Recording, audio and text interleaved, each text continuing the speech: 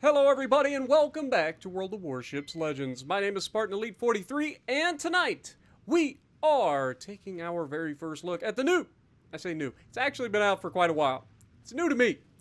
Tier 8 Italian cruiser, the Brindisi. And let's get started with our commander. We're running Azure Lane Zara as our commander, and we are running Beyond Range, in Arduous Intrepida,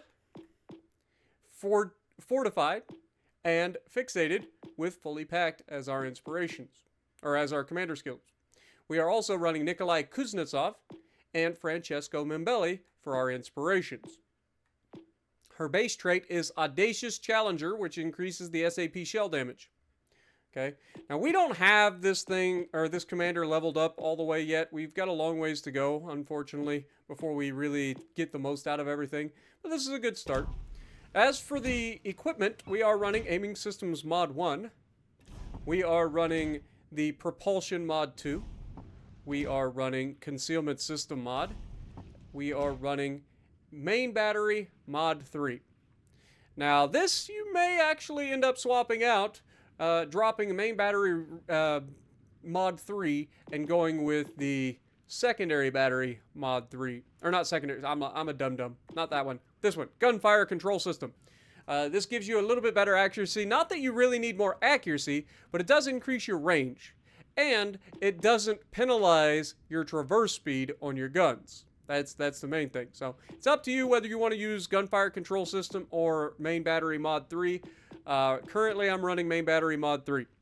All right, so we'll go over the stats. Now, we are fully upgraded. We're running SAP, obviously. That's the one thing I will say.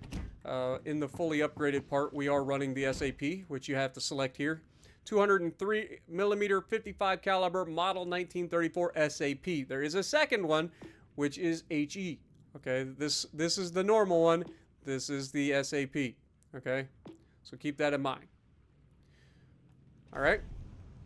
Anyway, let's go to the loadout. So we are running the smoke, obviously. Defensive AA is not worth it here. You want the smoke, okay? And then catapult fighter.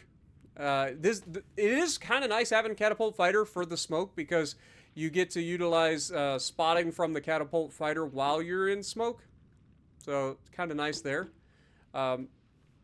Repair party. We currently have 3 of these. We do have 3 smokes and 4 planes because of fully packed. Keep that in mind. We are also running the Epic Battle Booster, which increases our speed, our main battery range, as well as the cooldown time for our consumables. We are running the Italian Unity flag because if you squint just right, it kind of looks like a Spartan helmet. And for once, it actually is on an Italian ship. So there you go. Standard type camouflage. I made it. I actually like this perma camo, or this like historic camo for this ship. It's kind of nice. So that's what I went with. And we have it fully upgraded. So we're getting a minus 4.5% to your detectability as well as dispersion, incoming fire dispersion. All right, let's go to stats. Or specs, I should say. Survivability, you got 45,810 hit points. So not the most hit points in the world, but not terrible. I might actually have to look. I'll be real honest. It's been a while since I paid attention to other cruisers. So maybe we'll pull up like something for comparison. We'll go with like Buffalo. How many hit points you got? 47,000. So yeah, it is a little bit low. I was gonna say I think it is, but let's just double check. But yeah, so it is a little bit lower than I'm used to, but it's very, very minimal. But 22% torp damage reduction isn't too bad. It's almost as good as an Iowa class battleship in that regard. So pretty good for a cruiser. Artillery, of course, we've got the 203 millimeter 55 caliber guns. They are from 1934. You get 12 of those, which is really nice in a 4x3 configuration. Firing range is 18.7 kilometers with this build, with a reload time of 17.1 seconds. 180 degree turn time with this build is 30.3. For a cruiser, that's pretty slow, but we're used to this with American turret traverse for heavy cruisers also being pretty slow. So again, you could swap out that reload on the equipment slot for the oh shoot, I already forgot the dispersion. so that you don't penalize your 180-degree turn time. And I believe if you do that, this would drop to somewhere in the neighborhood of 25 seconds for a 180-degree turn time. AP shell maximum damage is 5100, which is pretty solid. And then SAP shell maximum damage is 5395, which is very nice. But the SAP is a bit gimmicky. You got to know how to use it. You got to learn how to use it. I highly recommend anybody who runs these Italian cruisers to grab the SAP and start experimenting. Figure out where the weak points are on ships that you need to target. Because if you do that, you're going to like the SAP. I'm telling you. But don't sleep on the AP. The AP is fantastic on these ships. You just gotta be careful. Now, if you are using the AP, unless you're extremely close on battleships, aim for upper side plating, bow and stern side plating, that sort of thing with the AP, if you're going to use the AP on a battleship. Otherwise, if you're up close and personal, fine. But if you're at any sort of medium to long range AP, you have to aim for the weak spots. If you aim for the belt on a battleship, you're simply going to shatter. Okay? Secondaries, you get 90mm 50 caliber auto 1939s. You get 12 of them, reaching out to 5.2 kilometers, reloading in 4 seconds, firing HE with a maximum shell damage of 1300 and a 5% chance to set fires. Torpedoes, you get 533mm Tubo Lancialuris. You get 8 of them, a quad launcher on either side of the ship. The reload time is 95 seconds. Maximum damage 13,900 with a 1.1 kilometer torpedo detectability. So not the sneakiest torps, but decently sneaky torps. And they reach out to 13.5 kilometers with a 56 knot speed. So they are very slow, as you'd expect. There's a reason we call them Italian sea mines. Okay. AA defense is actually decent. 37mm 54 caliber Beretta 1938. You get 32 of those, doing 186 damage per second, reaching out to 3.5 kilometers. So not bad. 65mm 64 caliber 1939. You get 8 of those, doing 69. Nice. Average damage per second, firing out to 3.7 kilometers. So also nice. And then the 90mm 50 caliber auto 1939 dual purpose secondaries. You get 12 of those, doing 114 damage per second, but only firing out to 4 kilometers. So once you get, close range and they're dropping their bombs, you're going to get some AA, but it's not the greatest AA in the world, but not terrible either. Maximum speed, 37.8 knots, so not too shabby there. Pretty fast. You love it. Turning circles, 730 meters is also not too shabby. It is a long ship because of the 4 turrets, so you're going to have a little bit longer turning circle, plus it is going pretty fast. And then of course, rudder shift time is 10.8 seconds with this build. Seems slow for a cruiser, but trust me, in the moment, it's really not that bad. The biggest times that you'll notice it is in those moments where you really have to turn. Like if you have to make a hard turn to avoid like an islet, or if you're going multiple turns back to back, that's when you notice that rudder shift being a little bit slow.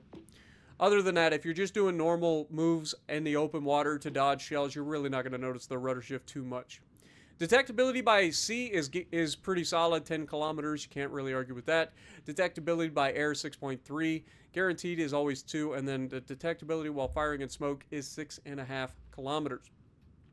So pretty solid there as well. Keep in mind your smoke firing penalty is 6.5 kilometers, because when you use that smoke and you want to fire, you got a really good smoke firing penalty for 203s.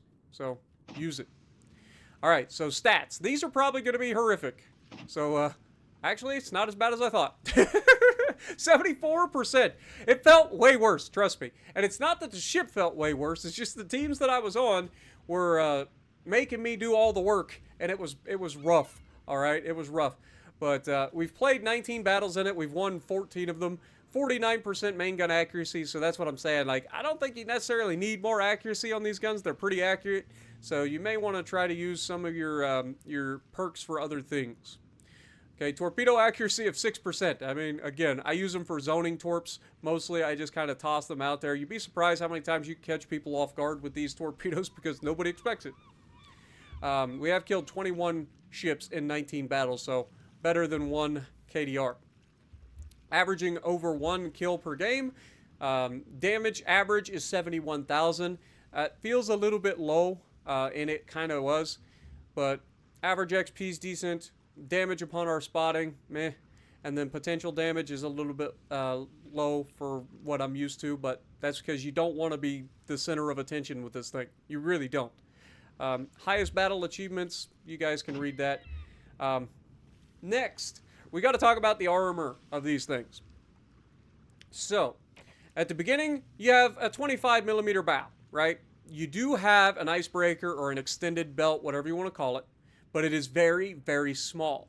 Meaning, you can deflect shells, but most of the time, if they shoot at your bow, they're going through with anything 15 inches and larger. 14-inch guns you don't have to worry about, but anything 15 inches and larger, so basically any battleship at higher tiers is going through your bow.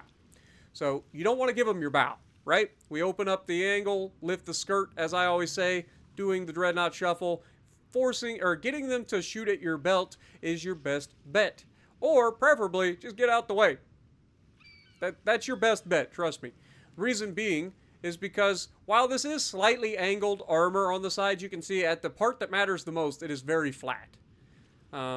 Much like Kansas, Minnesota, that flat armor is deceptively obnoxious because no matter how well you try to angle it, you will get pinned quite a bit. So if we get rid of the bow, you'll notice that the citadel is quite large on this. And you'll see that there is no turtleback, and the armor that you think is your belt is actually an exposed citadel. That exposed citadel is well above the waterline and very accessible through the bow. It is a bit of a longer bow, but definitely through the rear is where you'll get citadel the most, unless, of course, you just get caught broadside, in which case, trust me, you will get citadel, okay? Don't play around with it. If you get good at doing the dreadnought shuffle and you can deflect it off of your belt, that is a possibility. I mean, the armor belt is, I think, 140 millimeters, 150 millimeters. So you do have armor there, and nothing overmatches that. But as we already shown, when we look at upper side plating, it's 27 mil. So anything 16 inches and above overmatches.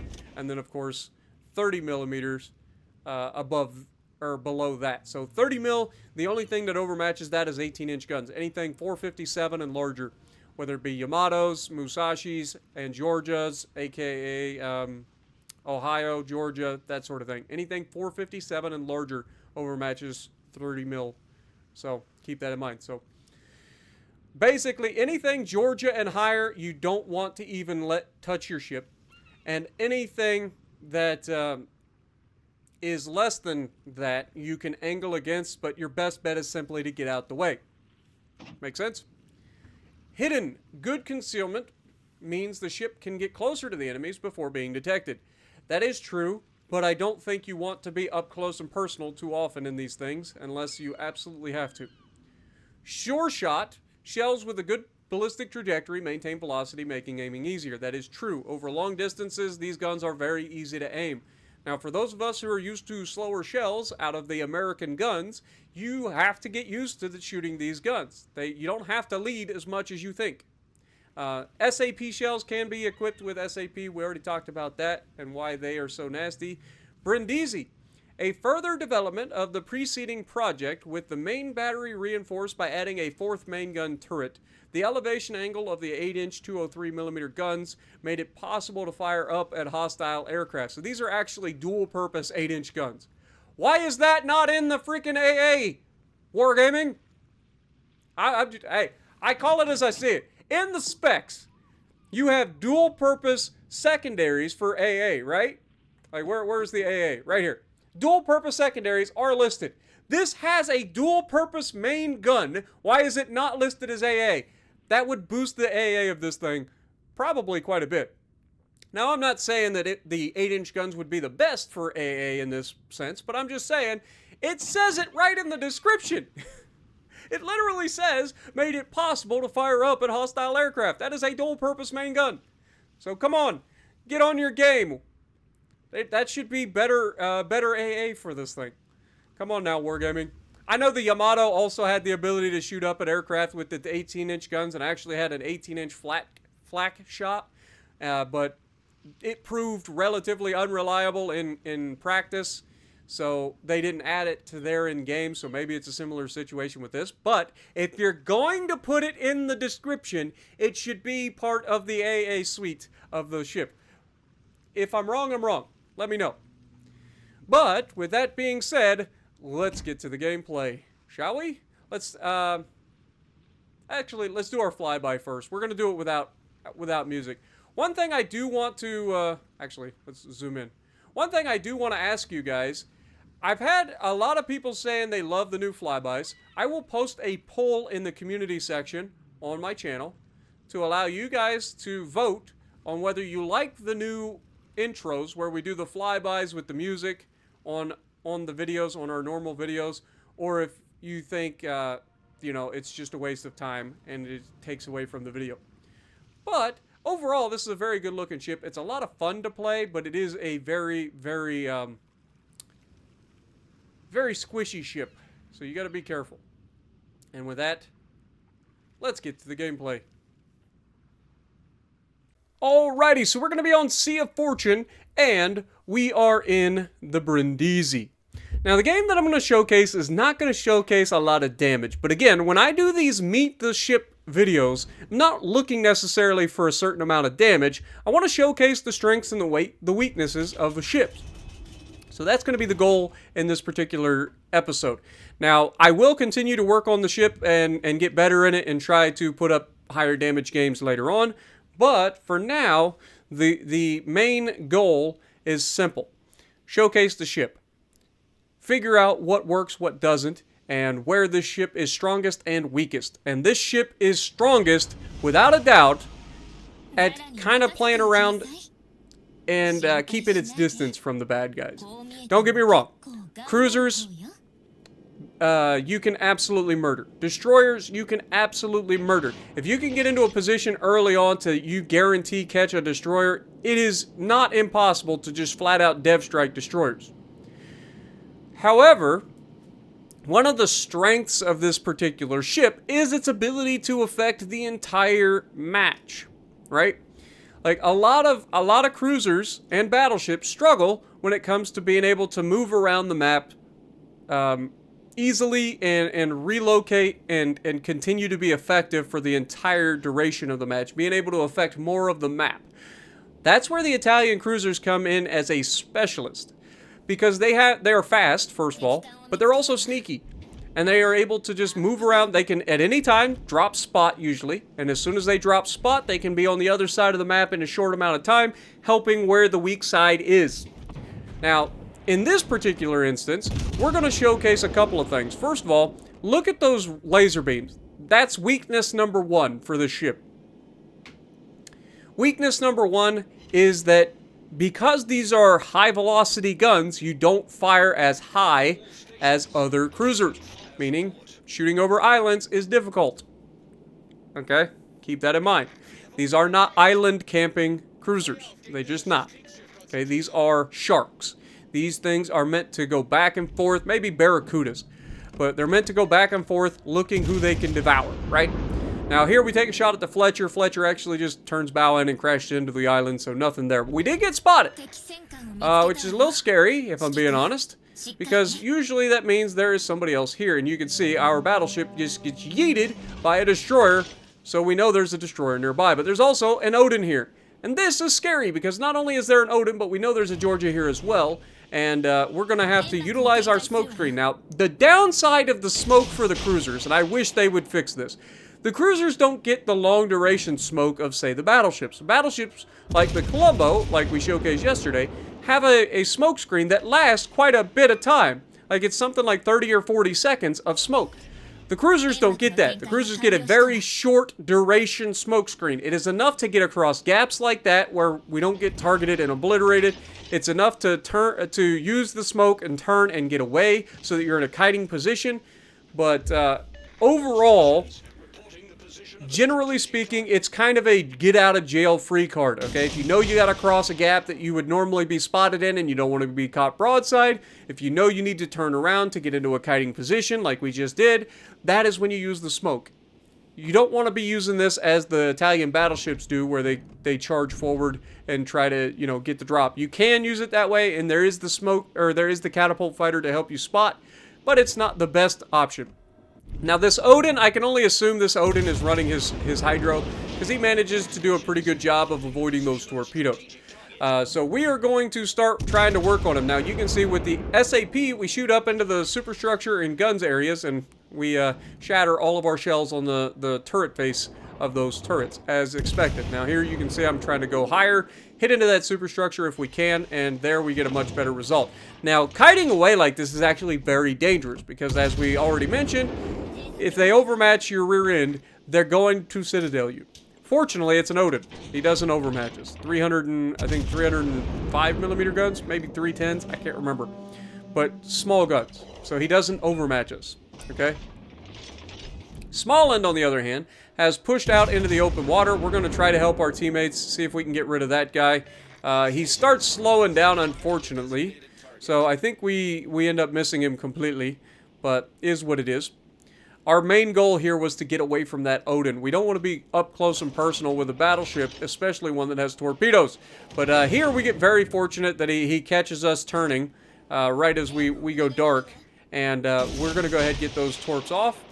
And we're going to start our turn back in. This is the part where I'm talking about where we can disengage. We're only 10 kilometers away. He's looking at us, but we can wait until he fires at somebody else before firing back at him. We don't do that, but we could. We get the torpedoes away. We aim high, trying to hit the superstructure. Again, you can see that while they're bow in, we're struggling. Okay, this is not where this thing is strongest. If everything is bow tanking you, you're gonna have a bad time. But we do have those very slow torpedoes out there, and we're going to get some more torpedoes. But while he's bowing to us, he's broadside to our teammates. So that is good news. If he's paying attention to us, our teammates are getting better shots. And we finally get a torpedo that scrapes right along his bow, manages to miss, as you figure. But here, he's got his turrets turned. Now watch this shot here. Because his turrets are turned, we actually end up pinning the side of the turret. I guess that wasn't the shot. I was going to say, I thought there was a shot here where his turret was turned and I hit it and actually knocked out one of his turrets temporarily, but I guess not. But that time, he doesn't get lucky, and the torp goes right down the bow and manages to take him out for our first kill. And we haven't done a lot of damage, but we've at least gotten his attention. We forced him to stay bowing to us, and unfortunately our team has just gotten yeeted over here. So this is not ideal, right? Our team has taken a lot of damage on this side, but we're all alive. The Georgia on the enemy team should be ashamed of himself. Now again, I'm not trying to name and shame. I'm not going to do that. But as the Georgia, like, he should have been helping his teammate there. Maybe his teammate got a little too aggressive. I get that. But if you see that, if he had pushed up with that Georgia, if that Georgia had pushed up with the Odin, there's a good chance that they win this flank. But because they hang back, and he does worse than hang back, he runs away, leaving the Odin to fend for himself. Odin goes down, we all survive, and now we've captured 2 of the 3 bases, and now I'm heading back across the map to help with my Iowa, who's running away from that flank, which, again, I don't blame him. I would like you to do a better job of kiting if you're in this situation. I don't know if he's spotted or not, but I would assume he is. It's an Iowa. But if you have to kite away from a site, don't just sail broadside to everybody. It's a terrible idea, and you can see the shells coming in for that Iowa as we speak. And speaking of, don't just charge into a mess and get yourself obliterated, Frederick de Grossa is going to do the exact same thing that the Odin did, except Frederick de Grossa doesn't have torpedoes. So he's literally just sailing in to throw his health away for no reason. You can't do this, guys. Make cognitive decisions. I know it's a crazy concept, but here you can see that he's pushing in. He's got the Brest right in front of him. What do we know about the Brest? Easily capable of being overmatched by the Frederick de Grossa. But Frederick de Grossa is now broadside to not only the Brest, but everybody else. He's trying to bow tank the Brest, and he is broadside to 3 separate battleships. Doesn't take a genius to figure out how that's going to turn out. So, in the meantime, we're going to aim waterline here. This is not the right shot for this. I aimed way too low for the Veneto here. But we were just trying to hit the ship at this point. He was kind of turning towards us, and we get 4 full penetrations, 4 shatters, as you'd expect. So we hit a little bit aft of the main belt. So we hit that trailing armor, which is a little weaker, which is why we pinned 4 shells, and 4 shells we didn't. Now here, the Iowa is still broadside to the enemy team. But he's at least, well, now he's spotted. But our Frederick de Grossa goes down. The Iowa being broadside is going to be the next target everybody takes. Now the Frederick de Grossa, I believe, did at least hit the Brest, because Brest is very low health now. Now, Veneto is full bow into us. We're going to aim high for superstructure and guns. And we're going to use our smoke screen to help us get to behind the island so that we can use this island. And remember, we can't really shoot over islands very well, but look how far we are between us and that island. Even we can usually shoot over this island as long as they're not getting too close. Now here, Jean Bart is a juicy target. Remember, Jean Bart doesn't have the most armor in the world. It's an all or nothing armor scheme. So pretty much anywhere these shells hit, they're going to pin. Unless they hit the main belt themselves or a turret face. But if we can hit this Jean Bart pretty much anywhere that the main belt and the turret faces aren't, we're going to pin and do damage. Now, Veneto doesn't even care that we exist and doesn't realize that we're flanking. So this is what we're talking about when we want to get into these kind of flanking positions. Just like the Amalfi, you want to kind of keep yourself in a position where you're shooting at broadsides of targets, and being able to do this is what we want to do. Now, Jean Bart takes a pretty big chunk from the battleships, and then we come in and add insult to injury with a nasty shot, and that's the shots we're looking for, right? The broadside, upper side plating superstructure hits, those are the dream, right? And that immediately gets him to shoot at us. Now, we know he overmatches us. We don't want to take as many hits as possible, so we get skinny. This is a very skinny ship. We do manage to finish off with another 6 full pins on that Jean Bart, which we were talking about. Now we have the broadside of the Repub as well, and the Repub is in the same boat. As long as we don't hit the belt or the turret faces, we're fine. Now, Veneto is spotted because he used his smoke and he still fired his guns. So he's spotted. So we hit superstructure, or at least we're trying. Unfortunately, we hit guns and the angled belt armor. So we're not getting through that. So we need to aim higher, get up into that superstructure. We are closing the distance here. So it makes it a little bit easier to hit the superstructure. You can see this one is going straight for superstructure, and there's the 8 full penetrations of the SAP. So you gotta be able to aim your shots and do well at aiming. Now, Repub gets out of our way. We can't get him there, so we're gonna have to double back and try to continue to stay in the right position. Sumner, Iowa, or actually Iowa I think is still going the other direction. But unfortunately, our Friesling goes down to their breast. The Repub is coming out. We get a shot over the island initially. And again, any of these that actually hit where there isn't armor, they're gonna pin. But we do end up shattering one and I think ricocheting 2 of them. But, or maybe it was a partial penetration on 1 and 2 shatters. I forget. I didn't see it. But we're in a good position. This game could still go either way. Our team could throw this very easily. A Repub is a very dangerous ship. I don't need to tell you guys that. You guys already know. Now here, the pin angle's not the greatest, so we've got SAP loaded. I'm just going to hold. I don't want to have a Repub shooting at me because we know he overmatches us. So I kind of want to wait until he commits to shooting at somebody, or at least isn't looking at us. We do get our smoke back. We go ahead and aim high, and we get a solid 6 full pins out of that salvo. But unfortunately, we were also the one spotting him. Our plane is up, so we do get him spotted again. And unfortunately, we did miss the torpedoes. Shocker. But here we're going to go for upper superstructure again and another 5 full penetrations. So you can see that the SAP is pretty solid. It's very, very nasty. But now is the scary part because he does see us. He gets the shot out. Front gun is out. But as he turns broadside, he's also making himself easier for us to hit. We get pretty lucky there that he doesn't manage to citadel us. And look, 10 full pins on that salvo.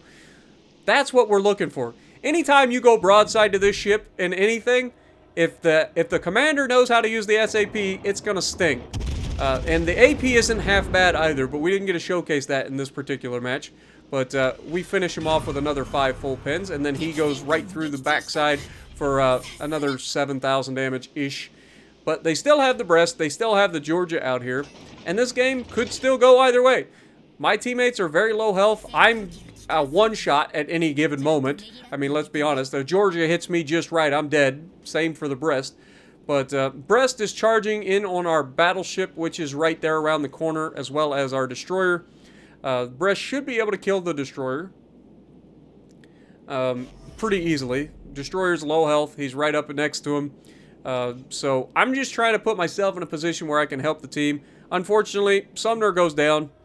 So Brest survives, but he's going to go around the corner and run straight into our battleship, which should have no trouble removing the Brest at that point. So next, we got to start thinking about how we're going to deal with this Georgia, who has finally decided to grace his team with his presence. I take the shot on the breast just to make sure that the Bismarck does get the kill here. I think the Bismarck was just memeing him up. He knows he could have overmatched most likely, so he could have just shot straight through the bow, but he wanted to get the kill with the secondaries. A lot of people do that in a Bismarck. I do that sometimes. If you know you got the kill, sometimes you just do it. But underestimating the power of the breast is something we've already proven is very, very bad if you go broadside to it. But here we get some shots on the Georgia, another 9 full pins. You can see just how nasty it is. Once you get your aiming down and you figure out where you need to hit and how much lead to give, like these SAP shells are a meme. It is a almost guaranteed 9 to 10,000 damage every time you take a shot. But Georgia takes a shot at us, and we play the tried and true get out the way strategy. We don't want to play around with guns that we know overmatch not only our bow, but also our upper side plating. So we just get out the way, right? Unfortunately, this guy is going to survive as he starts kiting away from us, making himself a lot skinnier. I have to keep trying to dodge his shells as well. You can see he's getting some pretty good accuracy, but the game ends on points right before we get another shot into him.